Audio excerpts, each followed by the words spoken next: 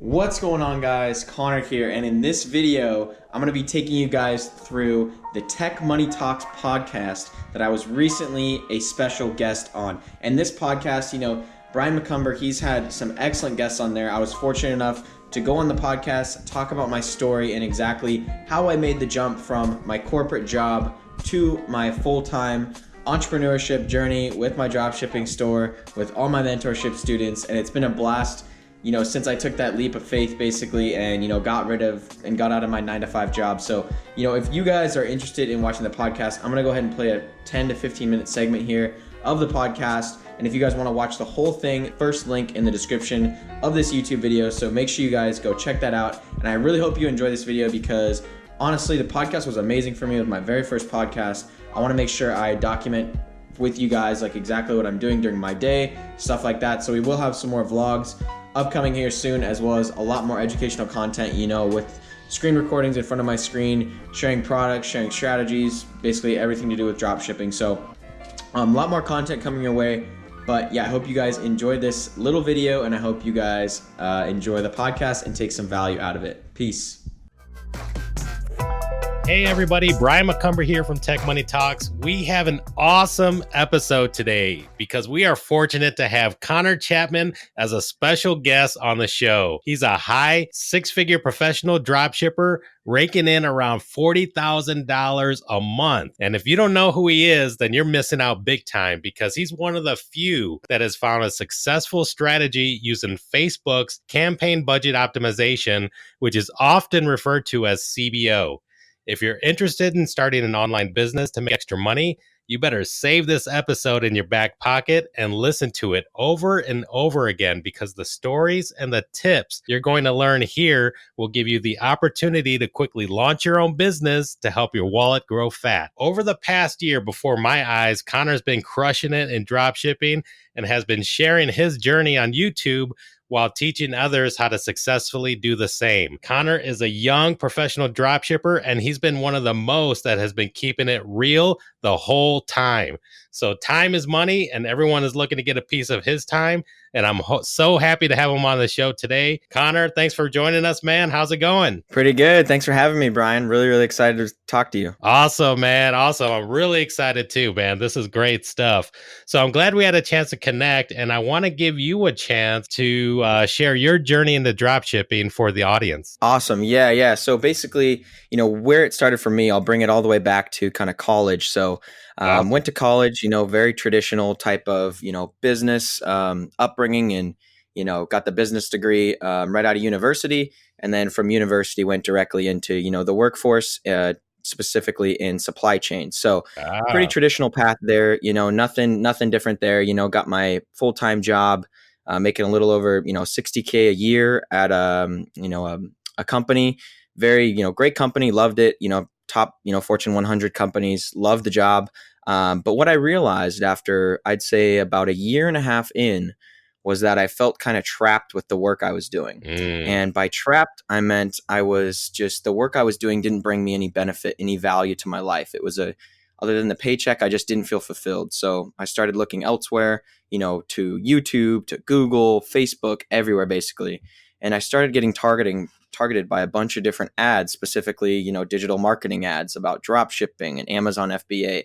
So I kind of, as I dove a little bit deeper, I realized, hey, I think there might be some, money in here. So I just started my, drop shipping store back in November. And then since then, I've been able to, generate over $350,000 in sales on my store. Awesome. At around a 14-15% profit margin. So it's been quite a journey over the last, 6-7 months specifically. And I definitely, owe it to just kind of myself and also the people around me that have, allowed me to grow to where I am today. Wow, that is so awesome, man. A great story. So when you said November, that's November of last year, 2018? Yeah, so November, Wow. Exactly. So November last year, I started my first Shopify store, and, selling pretty typical from a lot of these listeners, I'm sure, start the store with whatever product you see. Yeah. Mine just happened to be a teeth whitening pen. Oh, And I still yeah. remember, yeah. So, it was I think it had at the time around 35,000 orders on, AliExpress. So can someone consider that, a saturated product? But I tested it And I still remember to this day, I was actually, living with my parents at the time, right? So very I guess, not traditional way of, living, right? Like out of college and I still was living with my parents. The reason I was doing that was to save up as much money as possible, because I kind of knew in the back of my mind that, the corporate route really wasn't for me. So I just kind of had that, like, I wanted to save as much money as possible. So I decided to, save up money. And then I still remember I was sitting in, my parents' dining room. I set up a little workstation there, and Wow. they were happy with that. But I set up a little workstation there, and I was eating dinner, and then all of a sudden I just heard my phone go off, the Shopify cha-ching, the notorious Yeah, cha-ching. that's the best to And man, sound. That's the best sound. and it really changed my life. Just your mindset changes when you realize, I listed this product online on my store. Took me, maybe a couple days to create a website, and ran some Facebook ads to generate traffic to my store. And then all of a sudden, boom, someone's pulling out their credit card or their PayPal account and actually paying me money to buy that Yeah. product. So it just completely changed my, my Yeah, mindset. yeah, for sure. And I mean, I'm glad you described that because I mean, one of the best feelings and the most memorable is especially getting the first sale. And when you see that, it's so powerful in so many ways because one, it just makes you a believer.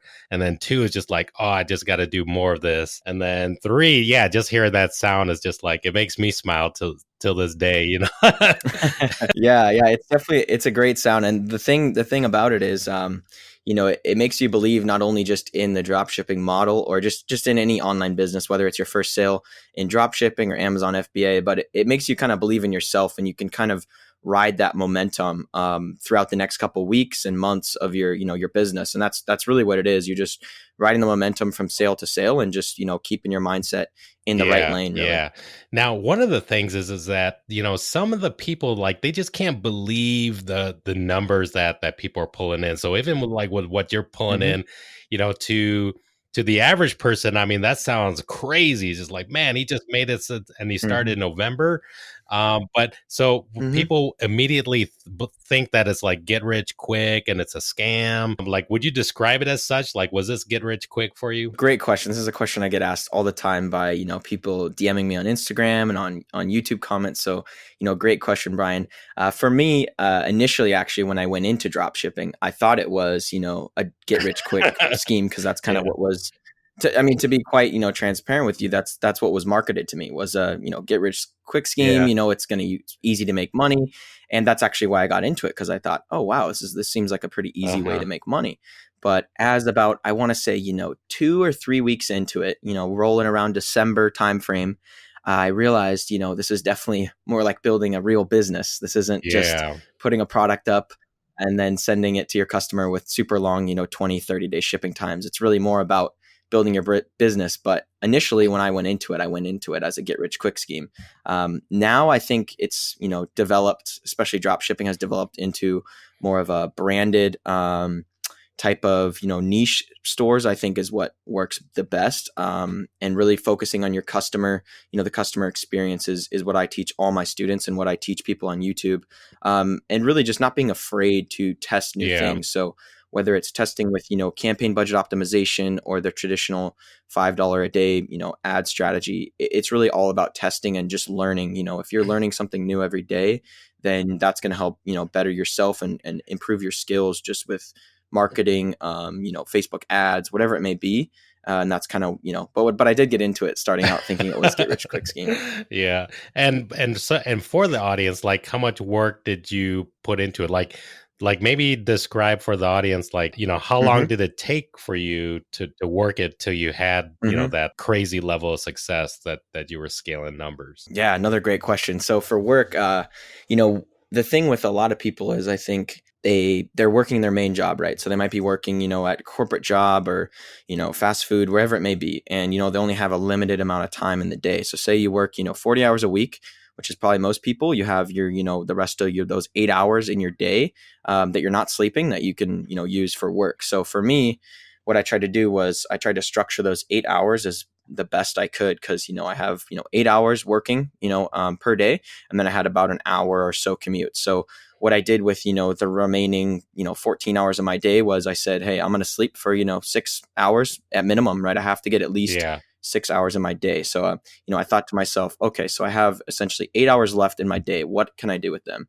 And how I structured it was basically for the first, hour or two, I would just watch as many YouTube videos from as many people as I could. And I'd Google search literally everything that I didn't know. So it was how to run Facebook ads, what is a CBO, what's the best Facebook ad strategy, how to do retargeting, everything possible I Googled. And I just kind of tried to be like a little data machine and interpret as much information as I could, and then try and, regurgitate it out in my own way, what I thought was the best way, Yeah. to build my, strategy. And what I found was it might have taken me, a lot of more time than just sticking with, picking one strategy on one YouTuber and just going with that.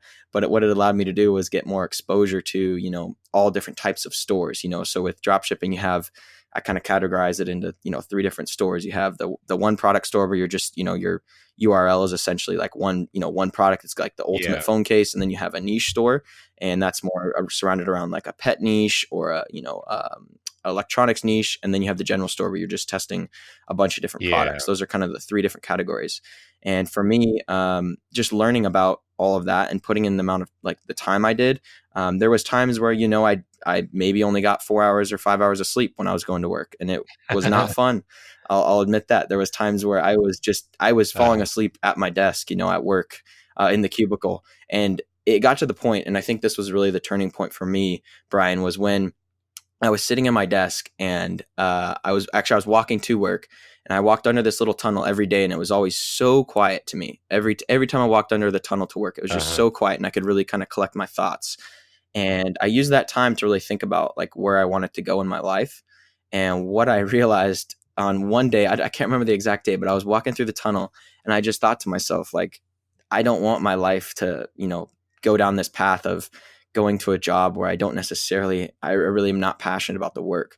So that's really what drove me to put in more hours and to, sacrifice sleep, sometimes I sacrificed going to the gym and hanging out with friends, but it was like I was so hungry to get to a point where I could leave my job. And that's why I put in so much time. So, that's what it took for me, was just being able to fully commit to myself and like really believe in myself, man, that I could do it. For sure.